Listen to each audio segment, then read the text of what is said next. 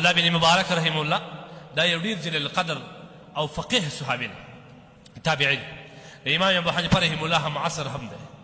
دا سړی ډېر عالي بزرګ سړی تېر شوی او په فقه کې مثال نه لري، دومره ماشاءالله فقیه سړی تېر شوی. لیکن مخکې دی عالم نه و، مخکې دی یو کاروباري و، غټ تاجر و، غټ غټ باغونه یې درلود. د ده چې به کله د باغ سیزن راغلی، د سیبانو باغ یې درلودی، چې کله به پوخ سو بیا به د اجازه وکړه چې راځي یوه میاشت 40 ورځې پوره د ده په باغ کې به بنډارونه کېدل. خلک به میوې وخوړل، دیګونه به هم باندې وه، او بیا به وروسته سروز شروع سو. چا به دا دوتا راول، چا به تالې ټکول، چا به څه شي، بس ټوله شپه به په دې تېره. خلک به پر امات وی او رش کش و څه شي دی. د عبدالله بن مبارک باغ رسېدلی. یو وخت دی باغ ته تللې، هلته ناست، کله چې خوراک او څښاک وسو، محفل او بانډار ګرم سو، سازونه شروع سو، سروزونه شروع سول. په دا وخت کې هغه سروز، هغه دوتاره موږ تاسو ورته وایو، دا دی داسې زنګوي بیده یو دم راکښېنسي. چې راکښېنسي بانډار شروع دی، دی خپل دوتاره داسې زنګوي، داسې لاس به وي، هغه اواز نه باسي. بیا اوس بیا په دې کې بیا د دې د جوړولو یو سړی هم ناست وی، ته دا جوړه کړه دا څه په څه، هغه چې جوړه کړه بیا یې وویل نه. اخر چې درېیم څلورم ځل یې وویلل، دوتاره نه وایي، د قرآن آیات ځینې راوتې. دغه شي څخه د قرآن آیات راوتې. الم یأن الذین ان تخشع قلوبهم لذکر الله وما نزل من الحق. دا الفاظ آیا هغه وخت نه دی رانږدې سوی چې د بندګانو زړونه د الله د خوف څخه وبېرېږي او حق ته تسلیم سي؟ حق څه شو؟ دین قرآن. عبدالله بن مبارک بیا وټکو، بیا د آیات وایي، بیا د آیات وایي. اخر پر زړه حالات بدل سو، برای د سترګو اوښکې شوې، یا الله الآن قد آن، رانږدې سي الله، بس ما ته هدایت وکړه. ځای پر ځای باندې خلک پسې واخلي چې چابک ځي، بیا زما باغ ته رانسي. باغونه یې صدقه کړه، دولت یې صدقه کړي، روان سو د علم په طلب.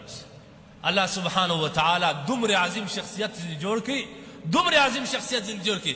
هارون الرشید باچا دا یو غټ باچا تېر شوی و. یو ماښام دی په خپل محل کې د خپل بچیانو سره ناست، یو دم غوغا سو، شور سو. هارون الرشید باچا چابک کړ کنار خلاص، شور زیات ویې کته شی نه معلوم. پوجان تیال وکړي چې الې راسه ورسه د څه کیسه ده، یو دښمن راغلی پر موږ باندې حمله وکړه، که یو کودتا را باندې کوي، څه بدل. هغه خلک چې ولاړه ویې کتل بېرته راغله، ول باچا یې سلامت، هېڅ شی نه و. هغه یو بزرګ عظیم سړی راغلی و، عبدالله بن مبارک. د ده استقبال ته خلک وتلي وو، په دومره اندازه یې خلک استقبال ته وتلي وو. په دا حالت کې ده وترچل، نږه یې وکړې، د الحمدلله ویل، دا خلکو په جواب کې یرحمک الله ویل.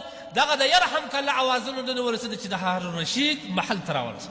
ماره ویل دا ښځې دې ته پیغور وکړي، ول تو ما زه باچهي کوم. باچهي خو دغه ده چې د خلکو پر زړونو باندې کوي، چې نه باچا دی، نه پوج دی، نه سلطنت لري.